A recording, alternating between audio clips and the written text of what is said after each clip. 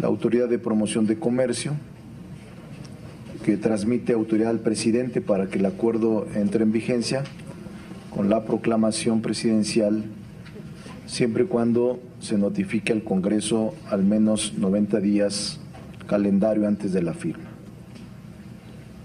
Como lo hemos comunicado, el Pleno del Senado de la República aprobó la conformación de un grupo plural de trabajo, integrado por un representante de cada grupo parlamentario para mantenerse en contacto directo con los encargados de la negociación en este acuerdo comercial. Señor secretario, esta soberanía tiene toda la intención de escucharlo, de recibir sus documentos y de decirle que estamos listos para poder iniciar a analizar el contenido, los acuerdos, los alcances y las consecuencias que pudiera tener en beneficio nuestro país.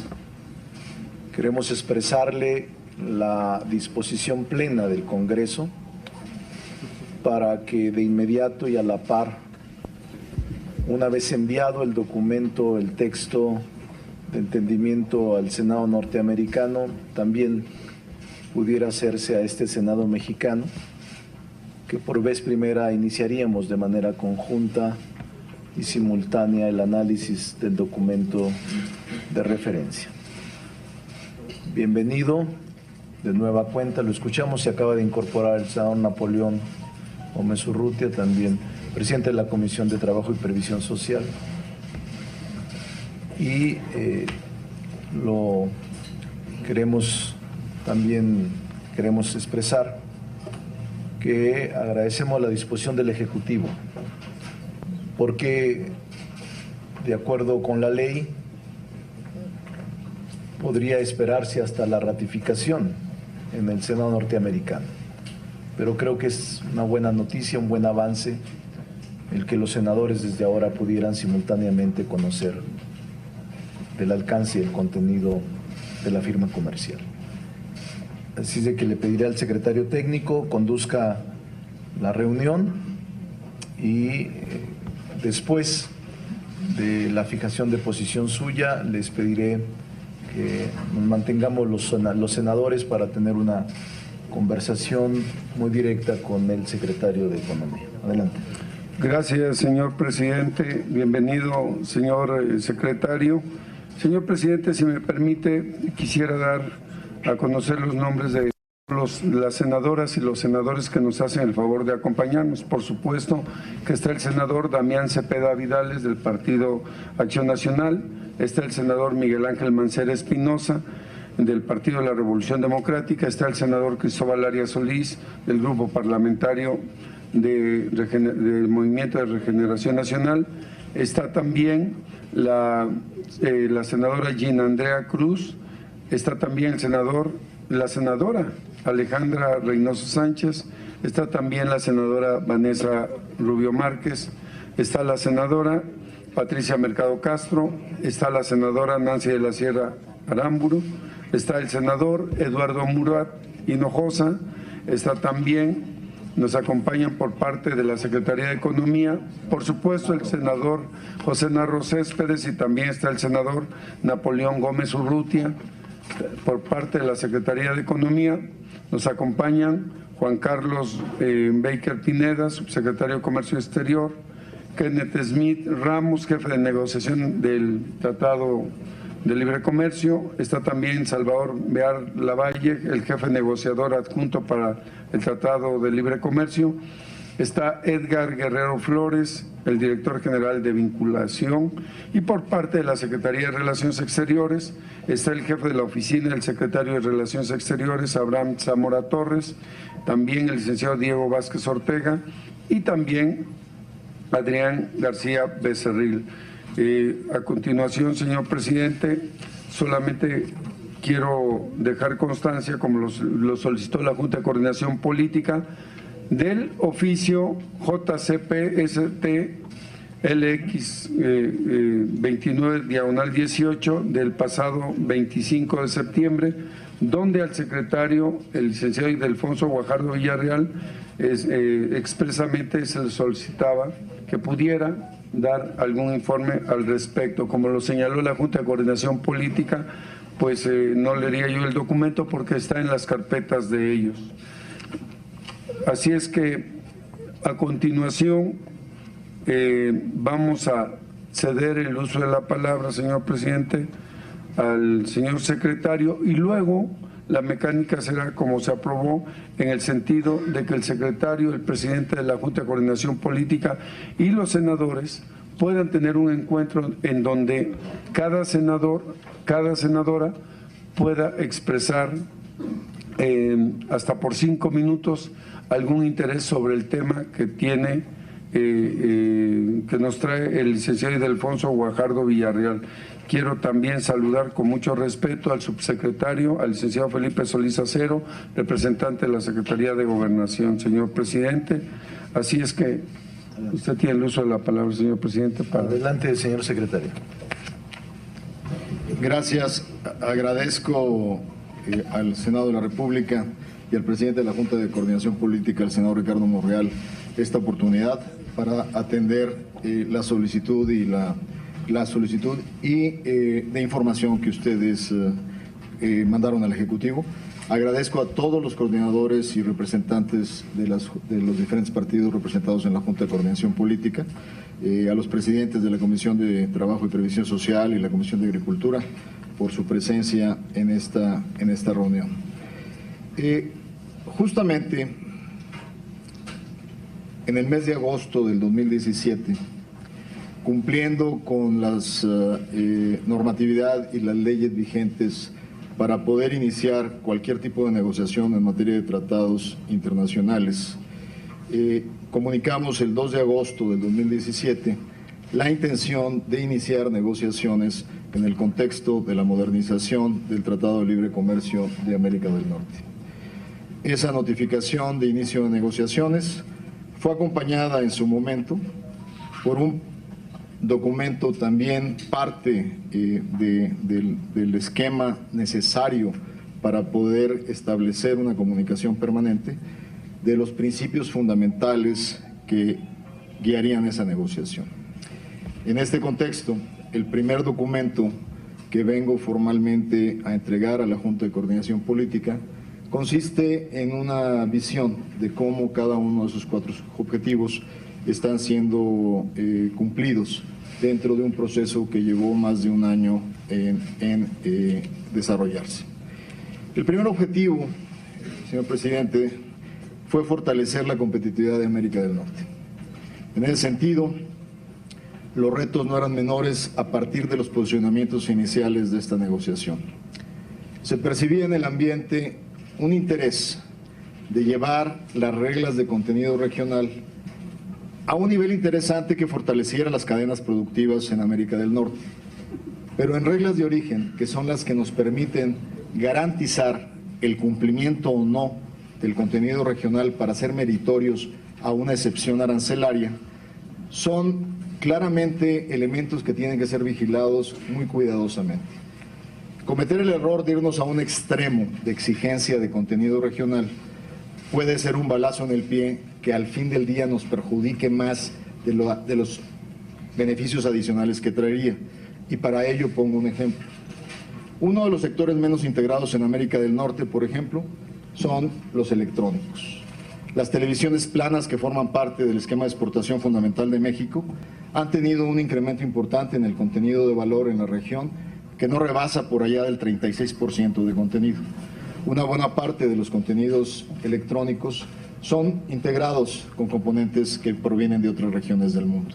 A todos nos gustaría que el 100% de un televisor sea hecho en América del Norte, pero si lo hacemos de manera muy inmediata, lo que podemos ocasionar es que para una empresa asiática le sea más barato exportar directamente el televisor completo, pagando un 15-20% de arancel de entrada al mercado, y al fin del día, en lugar de ganar integración, lo que hacemos es perder la poca integración que tenemos.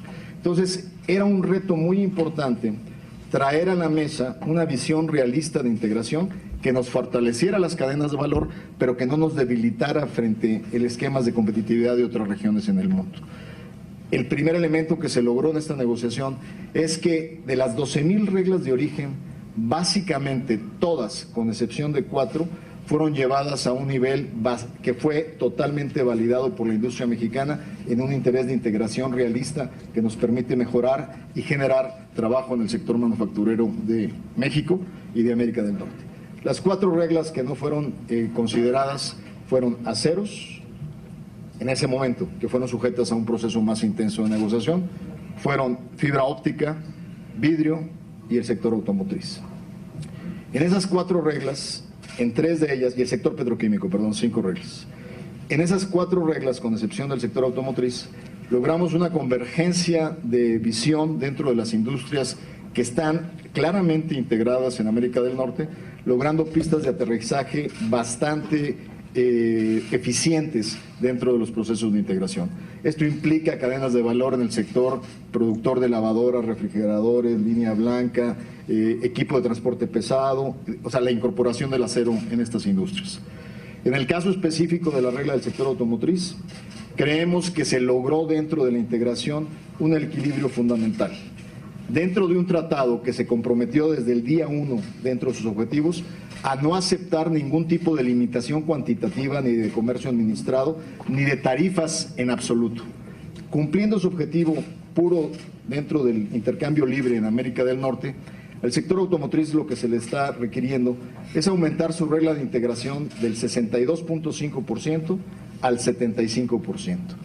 Otro elemento que fue fundamental dentro de esta negociación es que inicialmente uno de los agravantes más importantes que se discutía era el esquema de la diferenciación salarial que corresponde a economías de diferente desarrollo. Es evidente que los salarios en sectores son diferenciales de acuerdo a la dotación de recursos y de acuerdo también a las mejores prácticas en materia de derechos laborales que se reflejan en un condicionamiento y posicionamiento de los sectores laborales en cada país. En lugar de determinar una entrada que sería totalmente fuera de convencionalismos, de intentar determinar por decreto situaciones salariales, lo que se optó en la regla de origen automotriz es que de ese 75%, el 60% de un automóvil pueda ser producido en cualquier zona salarial en América del Norte y el 40% en zonas salariales que tengan un mínimo de salario de $16 por hora. Esto lo que garantiza es que el 40% pueda ser hecho en Estados Unidos y Canadá y el 60% pueda ser hecho en la zona de salarios claramente más conveniente para la industria automotriz.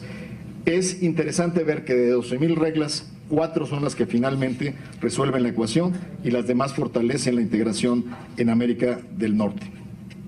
Dentro de los esquemas de competitividad, pudimos avanzar y modernizar una serie de elementos de facilitación de comercio. Pudimos incorporar reglas de mejores prácticas desde el punto de vista de requerimientos y regulaciones que logran avanzar la menor carga regulatoria posible dentro de América del Norte, facilitando el proceso de expansión.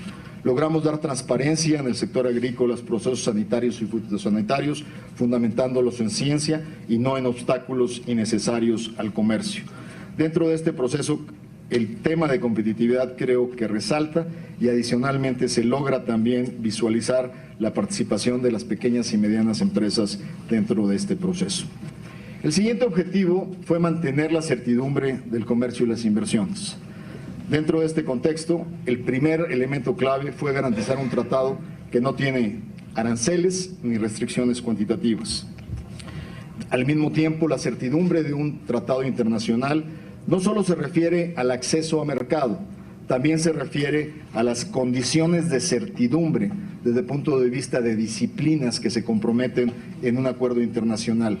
Eso es lo que da el marco a la certidumbre con la que se mueven las inversiones en América del Norte. El reto era un gran reto cuando se posicionó Estados Unidos el 16 de agosto del 2017.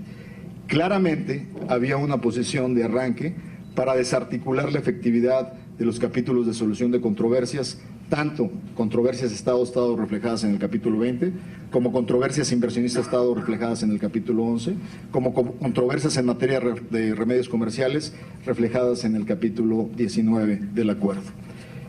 En el proceso de un año de negociación logramos indiscutiblemente preservar, igual que en el acuerdo original, el mecanismo de controversia Estado-Estado, que permanece inalterado con respecto al NAFTA original, y en el capítulo 11 se preservan todos los esquemas de resolución de disputas en la parte más importante de las inversiones que recibe México dentro de los flujos internacionales.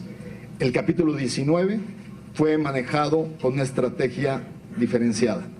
Para nosotros era muy importante rescatar las disciplinas del capítulo 19. ¿A qué me refiero con esto? Me refiero a 3 puntos fundamentales.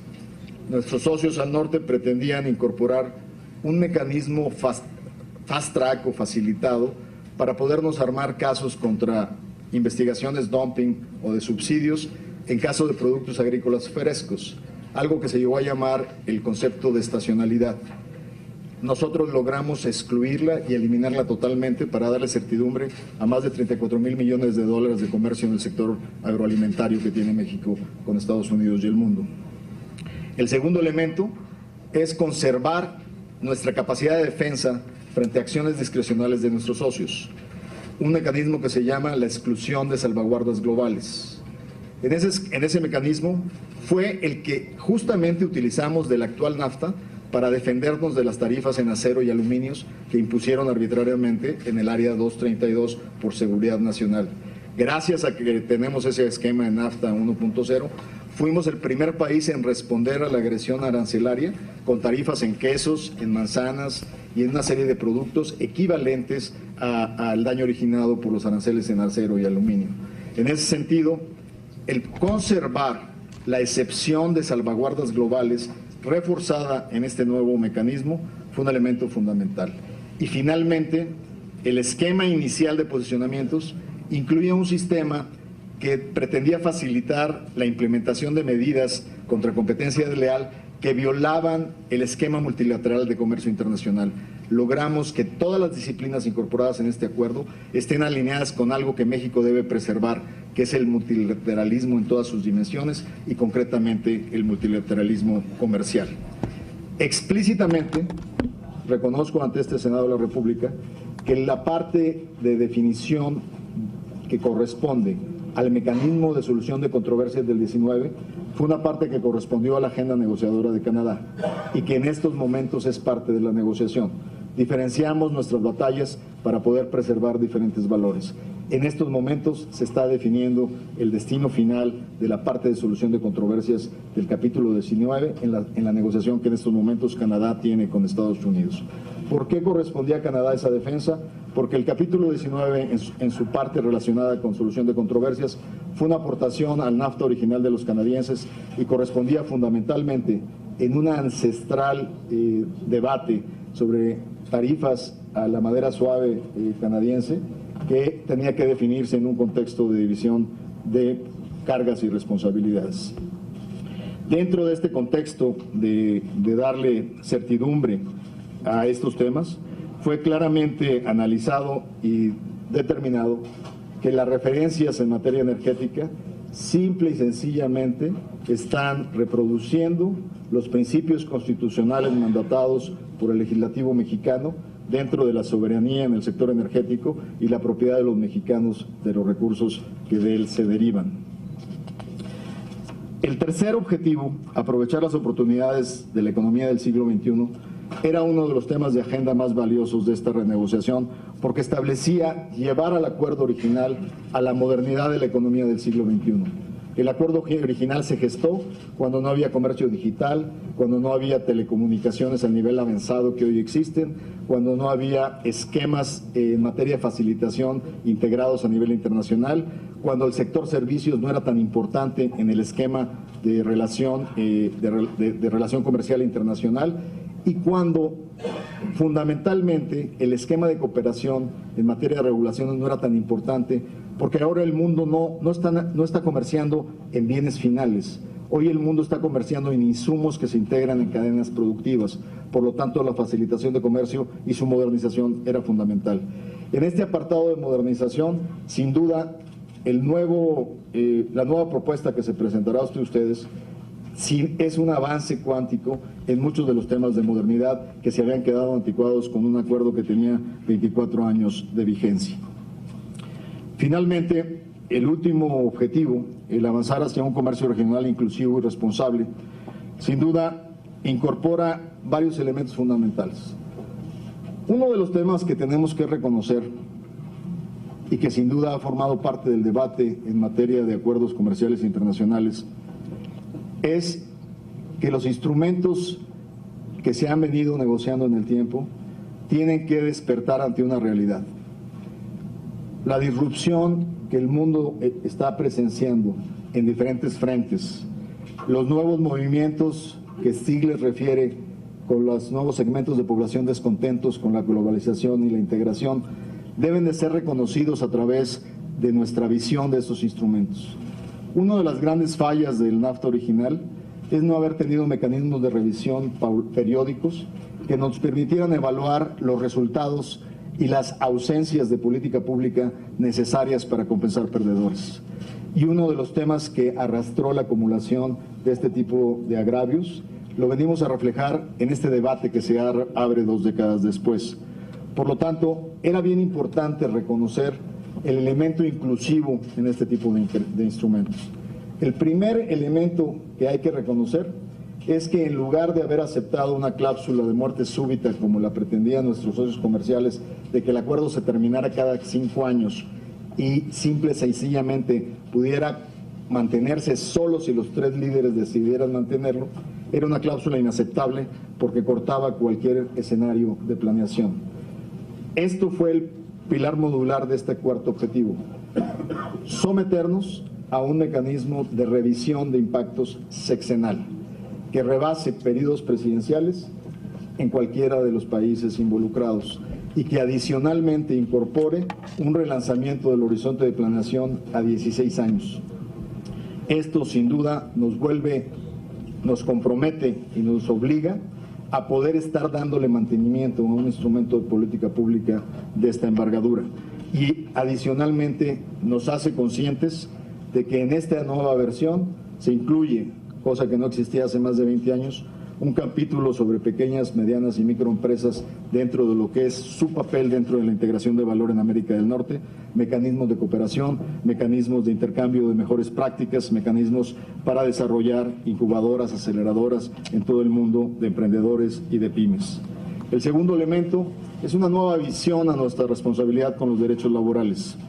El NAFTA original, que fue terminada su negociación comercial con la administración de un presidente republicano, Bush, fue criticado por un candidato demócrata, Bill Clinton, y fue criticado porque no respondía a las condiciones de comercio justo. Comercio justo entendido como originalmente se planteó, no como hoy se pretende dar versiones a comercio justo que implica definiciones de balanzas comerciales. Y en ese momento la solución fue, señores senadores, crear 2 capítulos paralelos al tratado original: el capítulo laboral y el capítulo ambiental. Pero esos capítulos paralelos no estaban sujetos a las mismas penalidades de restricción y de sanciones por incumplimiento en solución de controversias con penalidades comerciales. La diferencia de este nuevo acuerdo es que el capítulo laboral y el capítulo ambiental forman parte del cuerpo integral del tratado y son sujetos a los mismos mecanismos de solución de controversias y sujetos a las mismas sanciones que violaciones comerciales.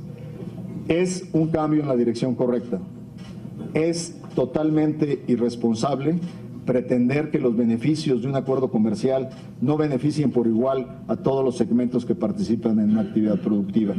Y es clarísimo que si hay beneficiarios directos en la exportación de productos frescos mexicanos, todos tienen la responsabilidad de cumplir claramente con las disposiciones legales de los derechos laborales mexicanos. Esto no se trata de imponer leyes extraterritoriales a un país, se trata simple y sencillamente de cumplir con los compromisos laborales existentes. Y eso fundamentalmente es algo que nos debíamos claramente en este proceso de equilibrios y de inclusión. Lo mismo pasa con los derechos ambientales y nuestra obligatoriedad de pertenencia a convenios y compromisos internacionales tanto de la Organización Internacional del Trabajo como en el caso específico de nuestros compromisos en materia ambiental internacional.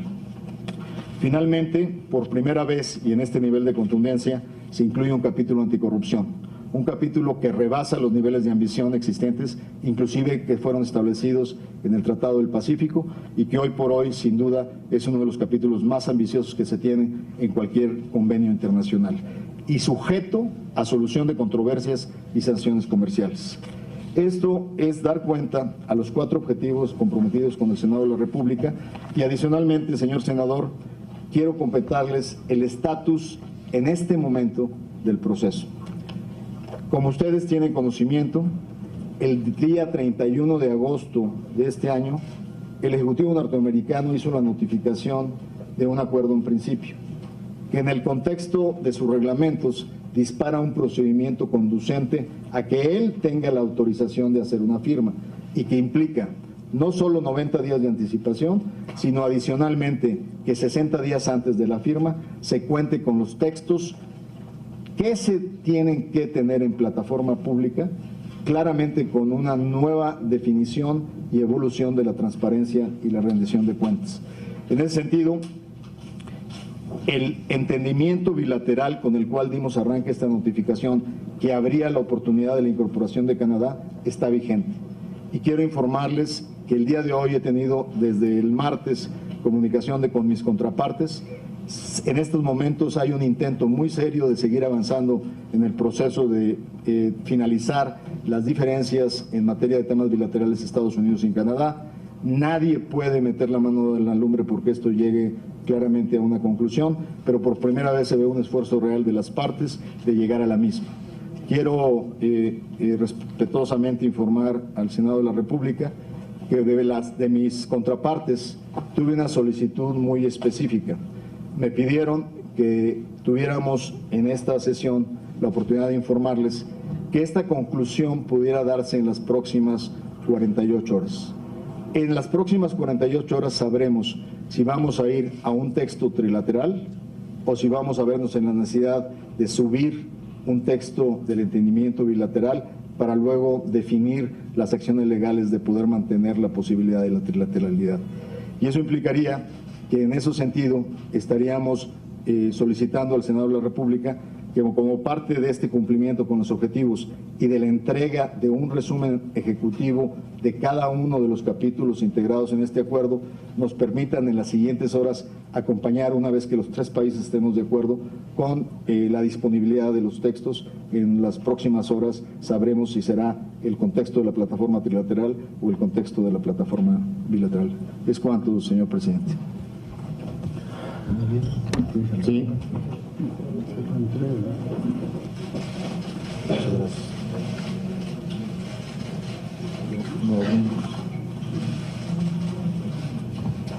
Se resume, ¿verdad? Todo lo resumen de todos los capítulos.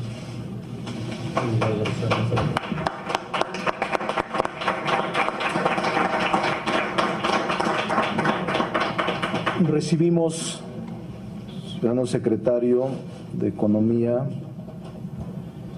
el documento que contempla los compromisos que se adquirieron por parte de la Secretaría de su cargo con el Senado de la República. Los revisaremos puntualmente de manera plural en la comisión para tal efecto ya conformada y las comisiones de Relaciones Exteriores, América del Norte y Economía.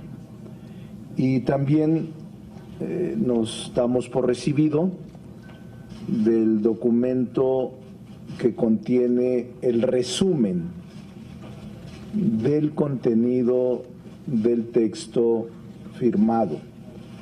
Nos reservamos el texto íntegro, aceptando la condición y la circunstancia en la que en este momento se encuentra el estado de la negociación. No queremos interferir, deseamos y esperamos que pueda incorporarse Canadá en estas últimas horas.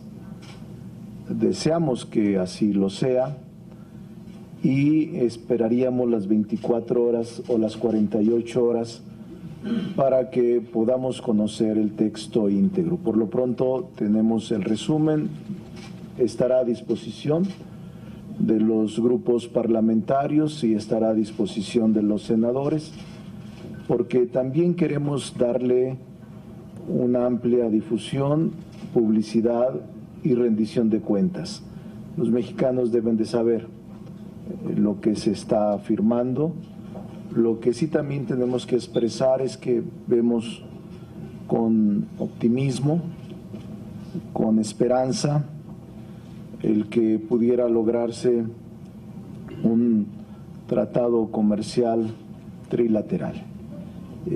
Nosotros iniciaremos de inmediato el análisis del contenido de este acuerdo comercial que han llevado a cabo ustedes como negociadores, junto con incluso el acompañamiento de una comisión del gobierno de transición que ha encabezado Marcelo Ebrard, Seade y la que será futura secretaria de Economía. Muchas gracias y enseguida, ahora sí nos quedaremos solo los senadores. Les pedimos a los medios nos permitan, porque haremos una serie de intercambios.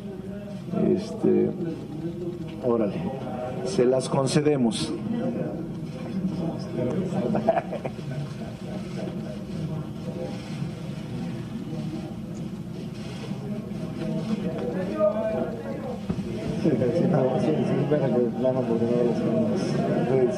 Hasta blanco, está blanco. Otra.